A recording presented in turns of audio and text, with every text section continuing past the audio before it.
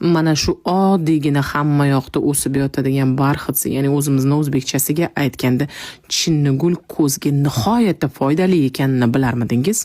Ayniqsa asrimiz kasalliklaridan biri, ya'ni kompyuter, telefon monitoriga qarayverib, nurdan ko'zi charchagan insonlar uchun eng zo'r yechim mana shu gul. E'tiborli bo'ling.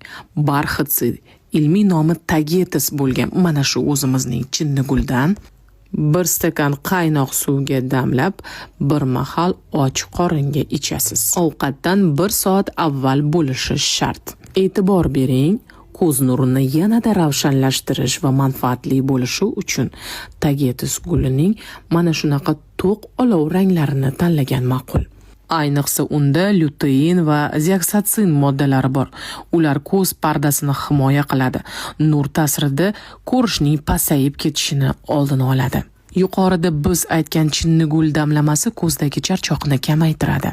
Qarish bilan bog'liq ko'rish muammolarini sekinlashtiradi. Kompyuter yoki telefon ko'p ishlatganda ko'zni haddan tashqari charchashini yumshatadi. Ko'zning tiniqligini va ranglar ko'rishni yaxshilaydi. Aziz